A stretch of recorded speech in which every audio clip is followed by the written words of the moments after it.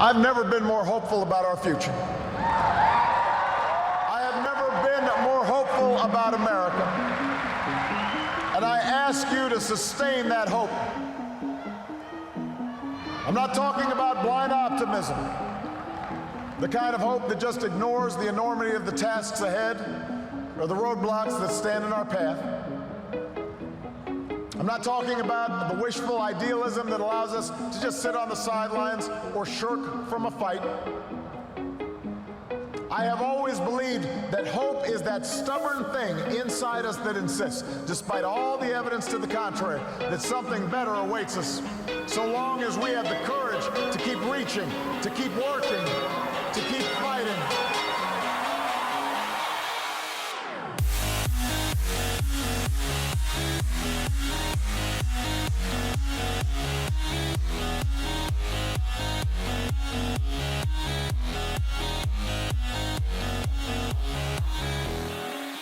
I believe we can keep the promise of our founding.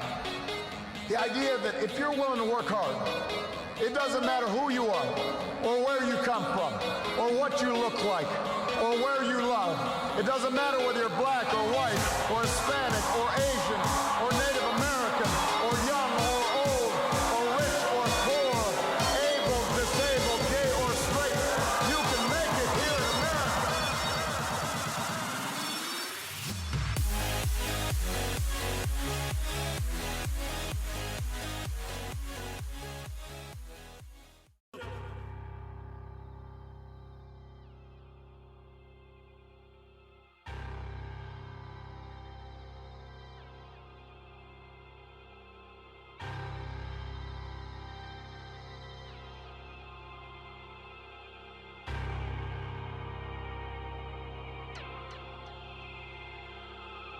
Our government has a firm policy not to capitulate to terrorist demands, that no concessions policy remains in force.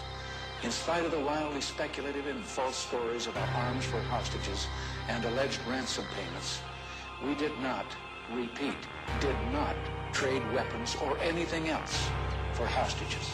Nor will we. The ballad of the bullet, some freedom or some bullshit. Will we ever do it big or just keep settling for little shit? We brag on having bread, but none of us are bakers. We all talk having greens, but none of us own acres. If none of us own acres and none of us grow wheat, then who will feed our people when our people need to eat? So it seems our people starve from lack of understanding, cause all we seem to give them is some ballin' and some dancing, and some talking about our car and imaginary mansions. We should be indicted for bullshit we inciting, telling children deaf and pretending it's exciting. We are advertisements for agony and pain. We exploit the youth, we tell them to join the gang. We tell them dope stories, introduce them to the game. Just like our love of North introduced us to cocaine in the 80s when them bricks came on military plane.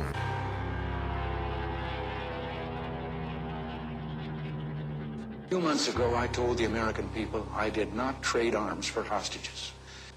My heart and my best intentions still tell me that's true, but the facts and the evidence tell me it is not. The end of the Reagan era, I'm like 11 or 12, old enough to understand the shit had changed forever. They declared the war on drugs, like a war on terror, but what it really did was let the police terrorize whoever, but mostly black boys, but they would call us niggas, and lay us on our belly while they fingers on their triggers. They boots was on our head, they dogs was on our crotches, and they would beat us up if we had diamonds on our watches, and they would take our drugs and monies as they pick our pockets. I guess that's the privilege of policing for some profit. But thanks to Reaganomics, prison turned to profits, cause free labor's the cornerstone of U.S. economics. Cause slavery was abolished unless you are in prison. You think I am bullshitting, then read the 13th Amendment. Involuntary servitude and slavery it prohibits. That's why they giving drug offenders time in double digits. Ronald Reagan was an actor, not at all a factor, just an employee of the country's real masters. Just like the Bushes, Clinton and Obama, just another talking head telling lies on teleprompters. If you don't believe the theory, then argue with this logic. Why did Reagan and Obama both go after Gaddafi? We invading sovereign soil, going after oil. Taking countries is a hobby paid for by the oil lobby. Same as in Iraq and Afghanistan. And Ahmadinejad say they coming for Iran. They only love the rich and how they load the poor. If I say any more, they might be at my door. Who the fuck is that? Staring in my window, doing that surveillance on Mr. Michael Render. I'm dropping off the grid before they pump the lead. I leave you with 4 words. I'm glad Reagan dead.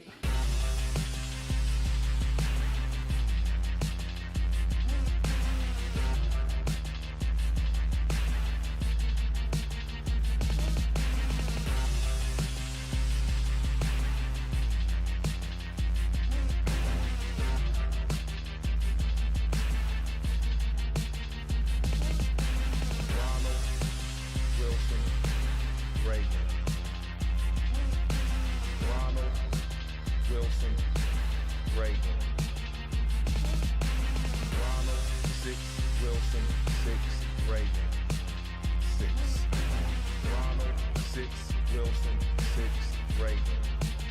6, 6, 6.